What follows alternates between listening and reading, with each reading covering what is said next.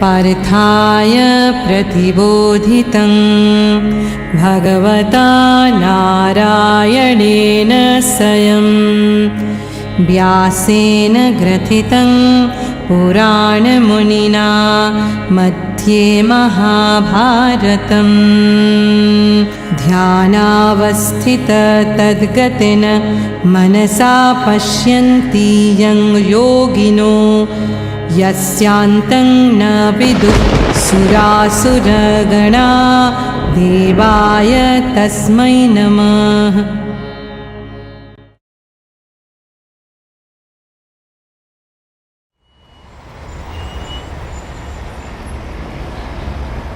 Sir, आपका चाय, आपका शक्कर वाली चाय और 4 नंबर के शक्कर वाली चाय, 5 नंबर के शक्कर वाली चाय, 6 नंबर के बिना शक्कर की चाय और सर आपका चाय।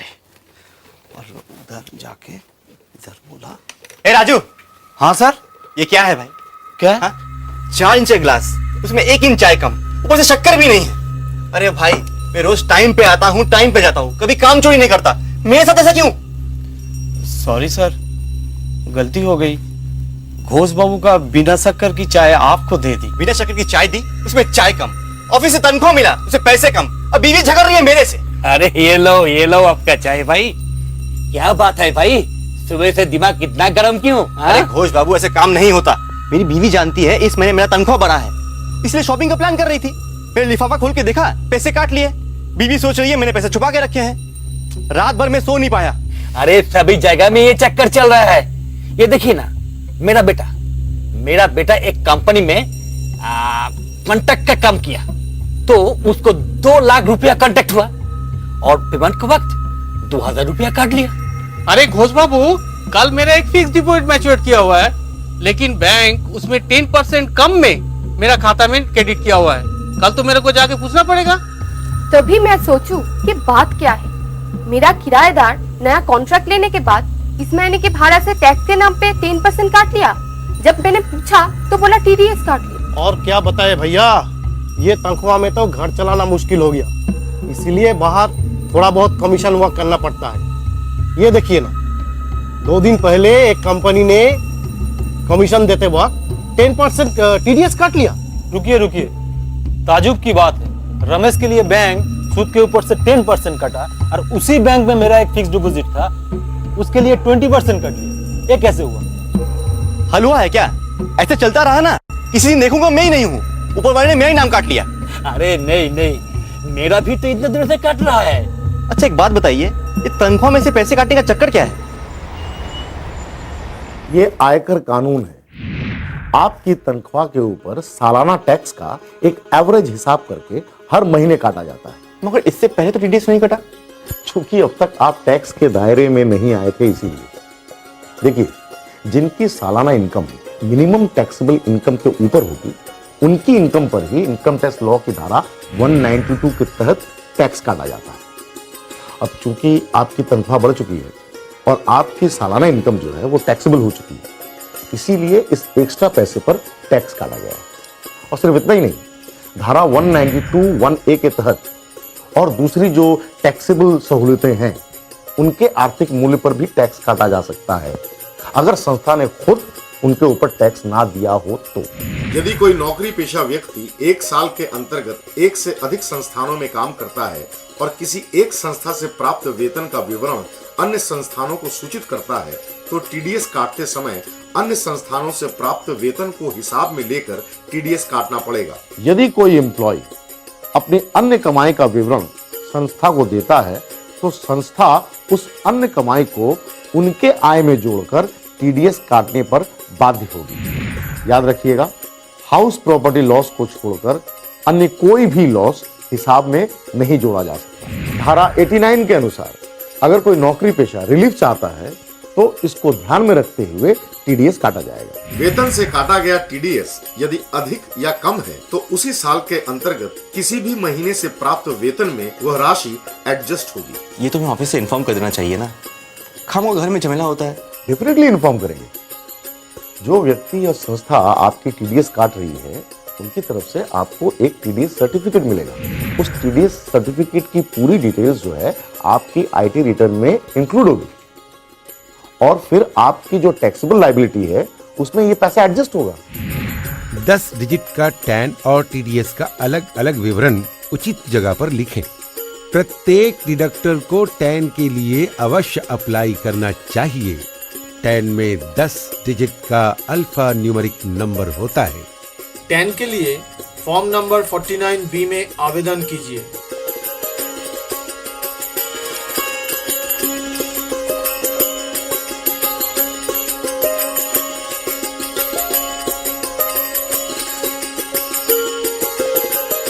अगर टीडीएस के नाम पर ज्यादा पैसे काट लिया तो? नहीं, देखिए, अगर ऐसा होता है कि आपकी टैक्स लायबिलिटी से टीडीएस ज्यादा है तो इनकम टैक्स ऑफिस आपको वो एक्स्ट्रा पैसा सूद समेत वापस लौटाएगा। आपका टीडीएस काट कर जमा हुआ है या नहीं ये आप इनकम टैक्स वेबसाइट पर जाकर हर 3 महीने में चेक कर सकते हैं। 26AS के रजिस्ट्रेशन के लिए इस वेबसाइट पर लॉगिन करें। वापसी करना है तो ज्यादा पैसा काटने का फायदा? आप सही कह रहे हैं। दरअसल इनकम टैक्स लॉ के तहत अलग अलग पेमेंट्स पर स्पेसिफिक रेट पर टीडीएस काटा जाता है। कुछ कुछ केसेस में टैक्स ना काटा जाए या फिर कम रेट पर टैक्स काटा जाए, इसके लिए आप इनकम टैक्स ऑफिसर के पास अप्लाई कर सकते हैं या फिर जो पेमेंट दे रहे हैं उनके पास आप 15G या 15H फॉर्म जमा कर सकते हैं। वो क्या है?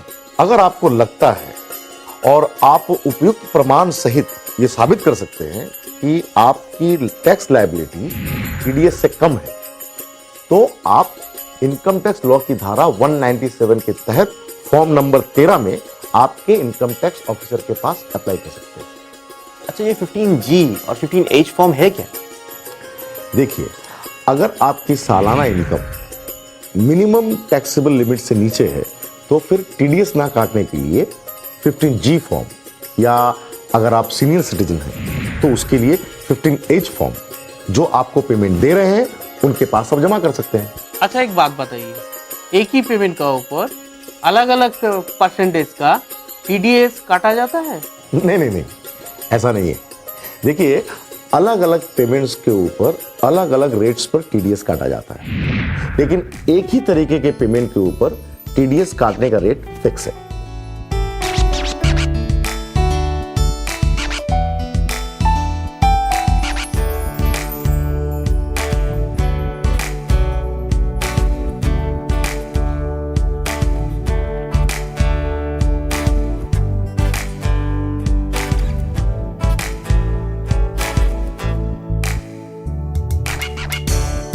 अगर ऐसा ही होता है तो रमेश के टाइम पे बैंक 10% और मेरे टाइम पे 20% क्यों काटा? आपका पैन है? नहीं, मेरा कोई पैन नहीं है क्योंकि मेरा पैन का कोई जरूरत ही नहीं है। साल में 1 लाख रुपया इनकम ही नहीं होता, इसलिए चाचा जी ने बोला है इतना कम इनकम के पैन का कोई जरूरत नहीं।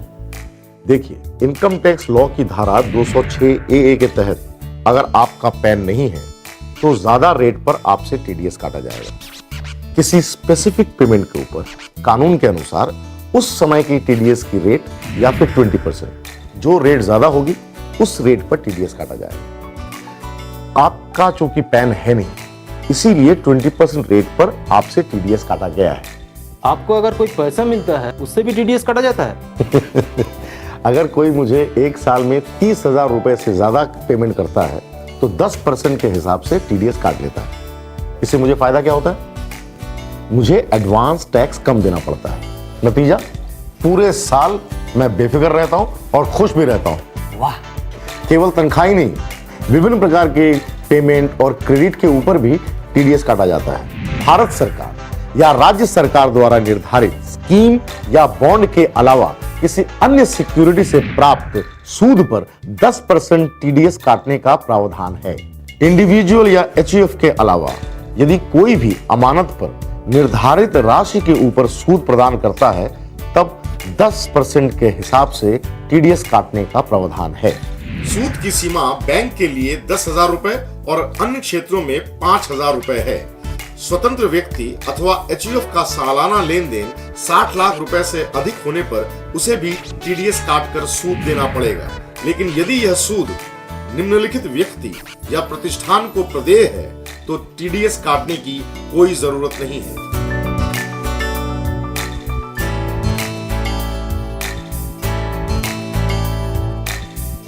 लॉटरी या क्रॉसवर्ड पजल से प्राप्त राशि अगर 10,000 रुपए से अधिक है तो 30% के हिसाब से टीडीएस काटने का प्रावधान है।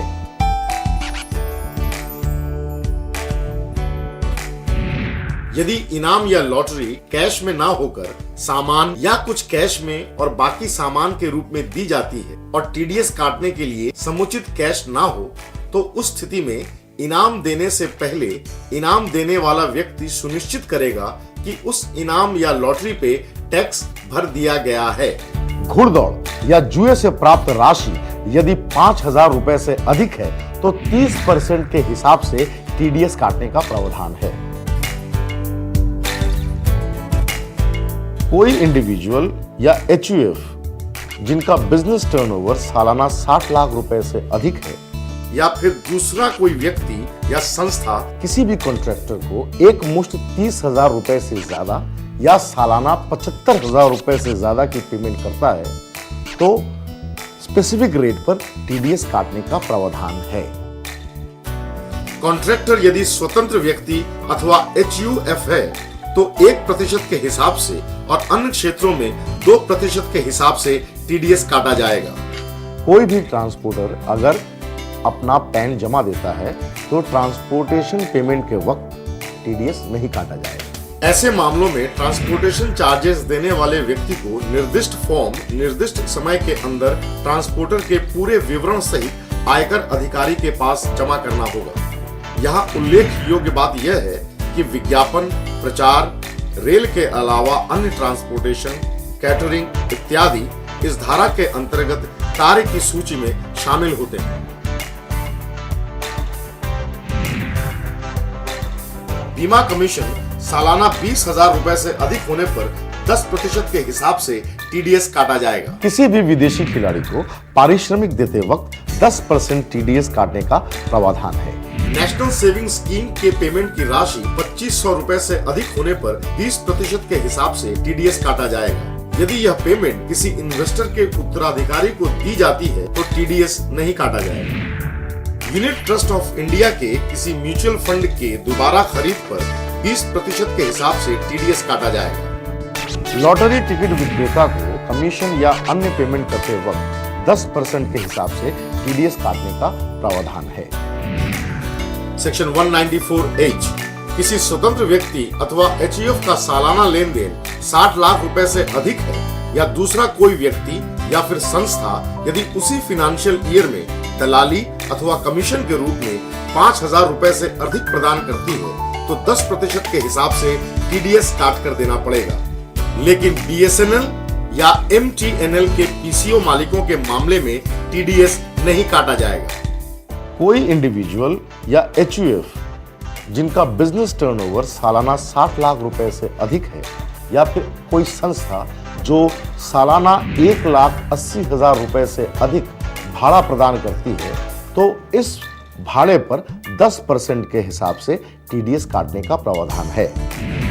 लेकिन यदि यह किराया किसी मशीनरी के लिए दिया जा रहा है तो 2% के हिसाब से टीडीएस काटा जाएगा। किसी स्वतंत्र व्यक्ति अथवा एचयूएफ जिनका सालाना लेन देन 60 लाख रुपए से अधिक है या फिर दूसरा कोई व्यक्ति या संस्था उसी फाइनेंशियल ईयर में कारीगरी या पेशे के रूप में सालाना 30,000 रुपए से अधिक प्रदान करती है तो 10% के हिसाब से टीडीएस काटा जाएगा। किसी को अगर रॉयल्टी सालाना 30,000 रुपए से अधिक दी जाती है तो 10% के हिसाब से टीडीएस काटने का प्रावधान है।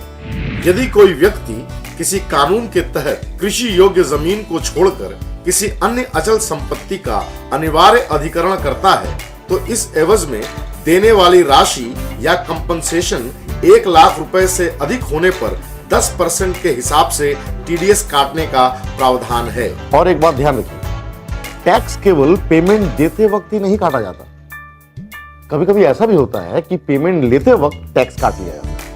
अच्छा, ये मामला है क्या, जरा डिटेल में बताइए।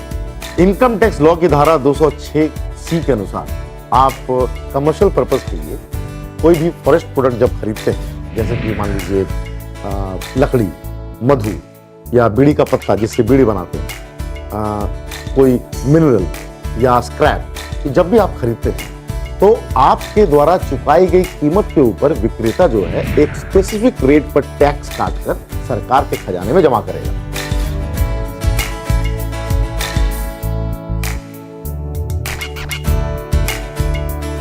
क्या साहब कुछ लेते हुए तो है नहीं?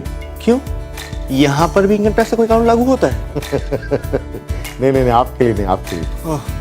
Thank God.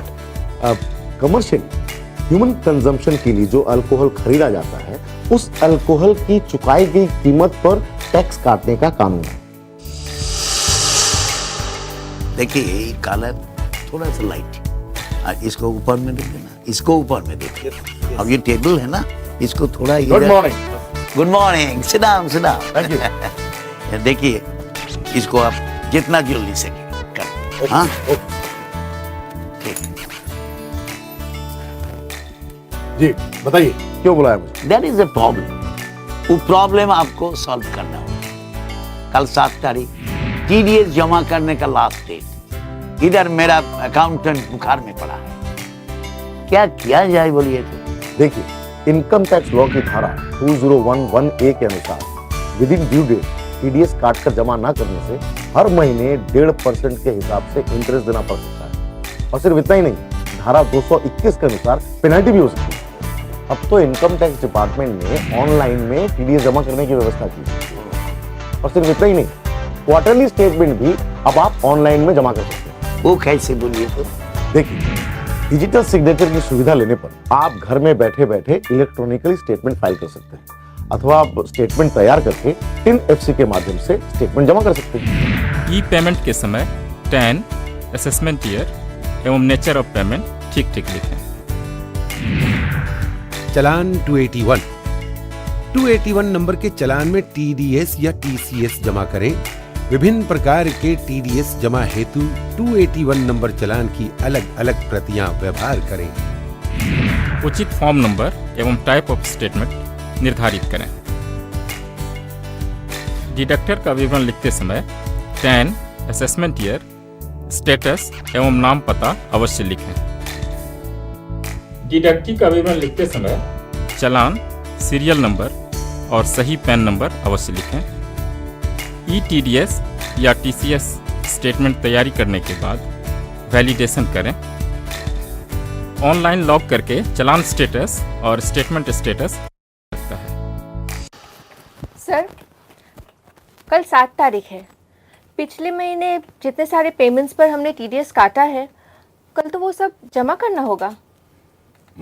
आपने जो अकाउंट्स भेजा है उसमें देखा, कल 7 तारीख के अंदर मुझे 50 लाख रुपया टीडीएस जमा करना होगा।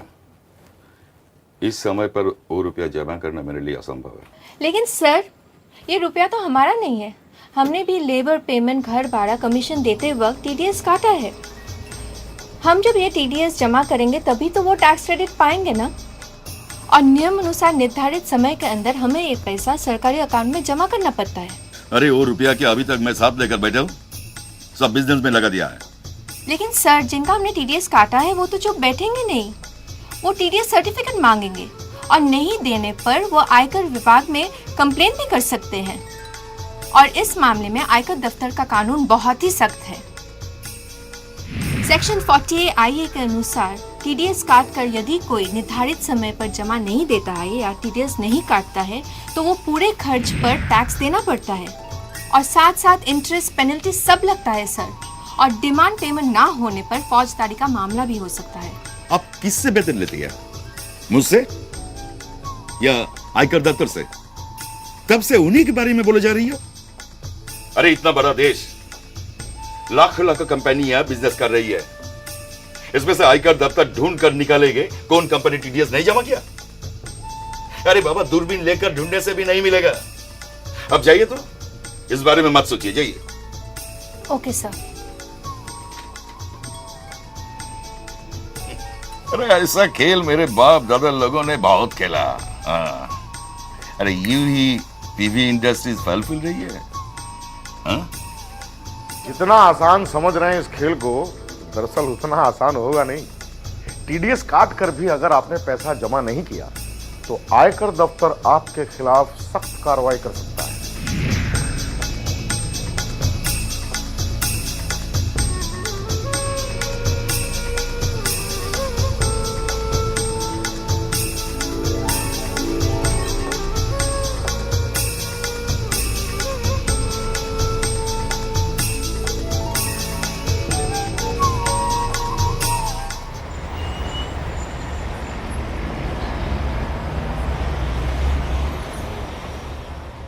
सर, पीवी इंडस्ट्रीज के खिलाफ एक टीडीएस का कंप्लेन आया है। आपने सीआईडी टीडीएस को इस संदर्भ में बुलाया था, वे आए हुए हैं। क्या कंप्लेंट है? सर, पीवी इंडस्ट्रीज ने टीडीएस का ढेर सारा पैसा काट कर जमा नहीं किया है। ठीक है, उन्हें भेज दीजिए। Okay sir. ये कंप्लेंट है।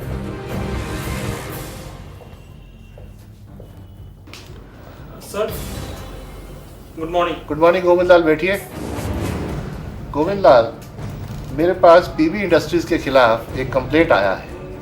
ये लोग 50 लाख से ज़्यादा टीडीएस काट चुके हैं और वो इन्होंने जमा नहीं करवाया है। इसके अलावा जिन लोगों का टीडीएस कटा है उन लोगों को सर्टिफिकेट नहीं मिले हैं, जिसकी वजह से वो लोग अपनी रिटर्न नहीं फाइल कर पा रहे हैं। इसके बारे में कुछ करने का आपने सोचा है क्या? यस सर, मेरे ऑफिस में भी कंप्लेन आया है। इंक्वायरी करने पे मालूम चला है वो क्वार्टरली स्टेटमेंट फाइल नहीं कर रहे हैं। Okay, then take immediate action. Yes sir. Neeraj, CCIT साहब ने मुझे बुलाया था। पीवी इंडस्ट्रीज के नाम एक कंप्लेन है, 50 लाख टीडीएस काट के जमा नहीं किया है। मैंने जांच करके पाया कि शिकायत सही है। सर, मुझे लगता है कि हमें आयकर अधिनियम के धारा 133(a) के अंतर्गत तुरंत कार्रवाई करनी चाहिए। Then go head.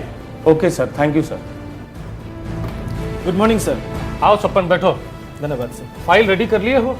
सर, अभी तुरंत सर्वे की कार्रवाई करनी होगी। यस सर, मेरा फाइल रेडी है सर। फाइल में सर आपका एक अप्रूवल का जरूरत है सर। अप्रूवल मैं दिए देता हूँ, तुम फौरन कार्रवाई के लिए निकल जाओ।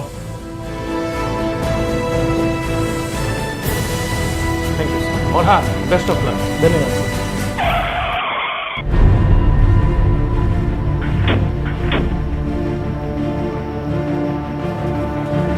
मिस्टर बागला है?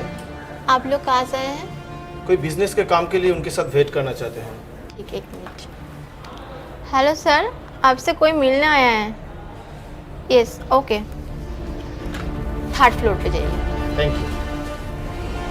गुड मॉर्निंग मिस्टर बागला, हम लोग इनकम टैक्स डिपार्टमेंट से आ रहे हैं।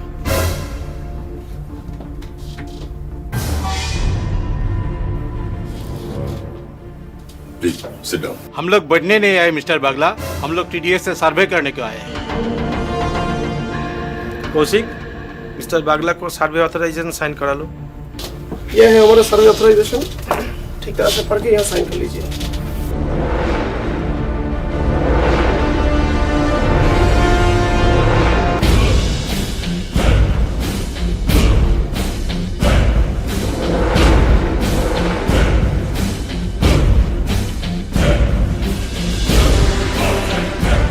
ठीक है, अब चलिए, आपका बुक्स ऑफ अकाउंट्स कहाँ है, हम लोग सामने प्रोड्यूस कीजिए।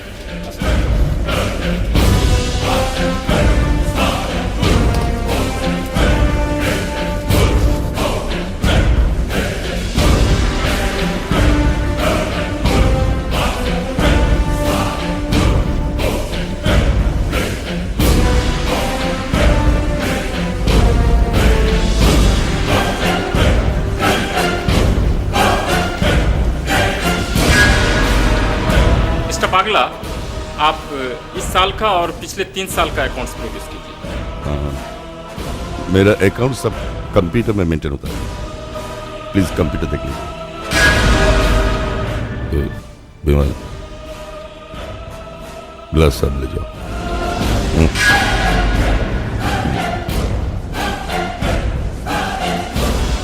अरे, कहाँ जा रहे हो? रुको, दिखाओ दिखाओ।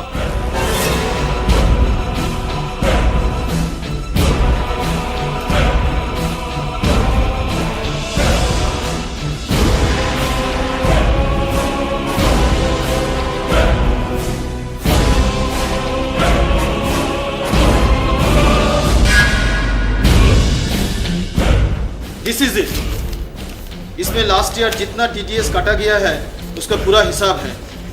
मिस्टर बागला, आपने टीडीएस जो सरकारी खजाना में जमा किए हैं उसका प्रूफ दीजिए तो। मिस्टर बागला, क्या आपने क्वार्टरली रिटर्न जमा किया है? जिनका टीडीएस काटा है उनको आपने सर्टिफिकेट इशू किया है? Mister Bagla, PV industries last year 50 lakh रुपया टीडीएस काट के जमा नहीं किया। आपको इस बारे में क्या कहना है? सर, मुझसे भूल हो गई। मुझे समय पर टीडीएस जमा करना था। मैं शपथ कर रहा हूं, मैं सारा डिमांड पेमेंट कर दूंगा। मुझसे एक मौका दीजिए प्लीज।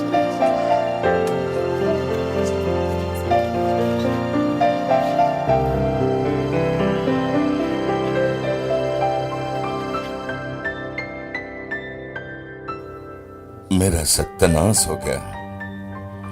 इतना ज्यादा रुपया का नुकसान। अब 50 लाख रुपया जमा करना होगा। उसके पर इंटरेस्ट पेनाल्टी भी देने होगा।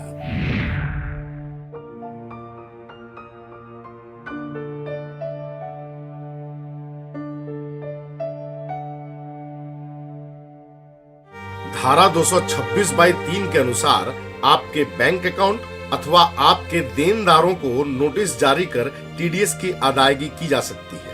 जरूरत पड़ने पर टैक्स रिकवरी ऑफिसर द्वारा आपकी चल अचल संपत्ति को नीलाम कर टीडीएस की अदायगी की जा सकती है। आज मैं बर्बाद हो गया, एकदम बर्बाद, एकदम। बाकी सब ठीक है घोषदा, तो एक बात बताइए, ये आयकर विभाग जो पूरी देश की जनता की टैक्स काट रही है, इतना पैसा जाता कहाँ है?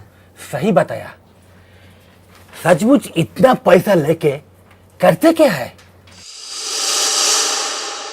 आयकर मैं देता हूँ, आयकर आप भी दीजिए। कारण हमारा आपका दिया हुआ कर का पैसा ही देश की विभिन्न उन्नति के काम में लगता है, जैसे कि विद्युत उत्पादन, औद्योगिक निर्माण, महिलाओं, बाल विकास और समाज के पिछड़े वर्ग के उत्थान के लिए कार्य योजना और देश की सुरक्षा के काम में लगता है। ये तो सर्वविदित है कि आजकल हम लोग जो सुविधाओं का लाभ उठा रहे हैं, उसके पीछे आयकर विभाग का महत्वपूर्ण योगदान है। हमारे आयकर देने से देश समृद्धशील बनेगा और आगे बढ़ेगा। आइए हम लोग एक दायित्वपूर्ण नागरिक के रूप में देश की समृद्धि में हाथ बटाएं और कर इकट्ठा करने में आयकर विभाग का सहयोग करें। सर, सर,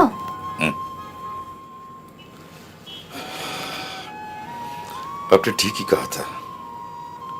सही समय पर टीडीएस जमा करने से मुझे आज ऐसी मुसीबत में नहीं पड़ना पड़ता। अब अभी जैसे भी हो जमा कर दीजिए।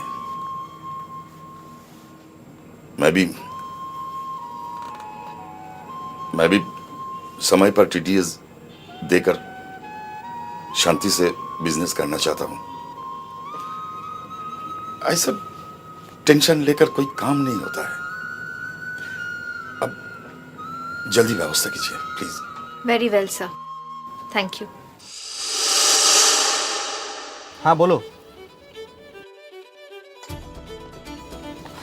अरे आज खुशी से मेरा पेट भर चुका है, मैं खाना नहीं खाऊंगा। तुम एक काम करो, तुम यहाँ आ जाओ, आज हम डिनर पर चलेंगे।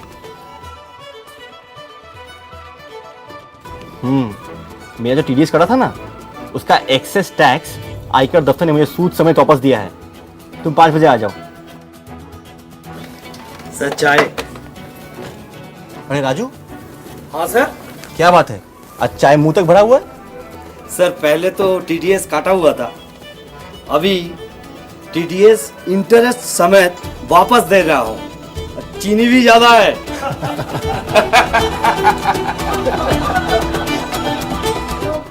आयकर दफ्तर कुछ भी नहीं भूलता।